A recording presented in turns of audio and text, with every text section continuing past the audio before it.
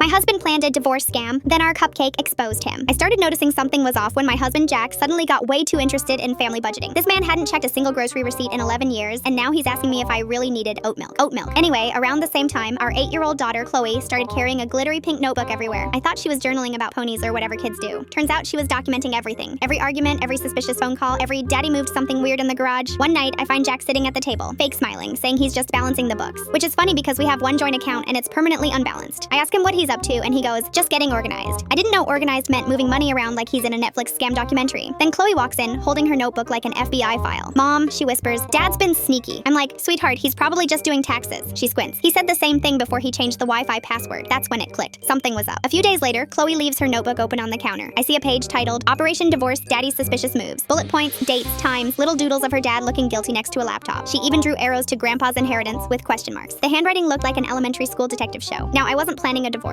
I was just, emotionally exploring the idea. But apparently my husband had already called his lawyer friend, and Chloe somehow overheard every conversation through the baby monitor she'd hidden in his office for science. Long story short, I find out Jack has moved our savings, restructured his business, and created something called a trust. I didn't even know what that was. I thought it meant faith in a relationship, not a sneaky bank folder in another state, so I'm furious. I sit Chloe down and ask why she didn't tell me earlier. She goes, I was gathering evidence. Girl, evidence? She slides over her notebook like she's testifying before Congress. 2 weeks later, I decide to finally confront Jack. I sit him down at dinner, all calm. Jack, I say, I know about the accounts. He freezes mid-bite like his chicken just confessed something. Before he can respond, Chloe slams her notebook on the table and yells, case closed! Jack looks at me, then at Chloe, then back at me. You showed her? I'm like, buddy, she found you. I didn't show her anything. Turns out the little gremlin had already emailed screenshots of everything to herself in case of emergencies. She even had photos of his secret folders named vacation stuff, which were full of bank transfers. When I asked how she found the password, she shrugged. It's the same one he uses for Netflix. Anyway, Jack tried to play it cool, saying, we can work this out. But Chloe cuts him off and goes, work it out? You should have worked on your hiding skills. The next morning, his lawyer called mine. Things escalated fast. But here's where it gets funny. Chloe starts negotiating. Mom, if you win, can I get 20% of the trust?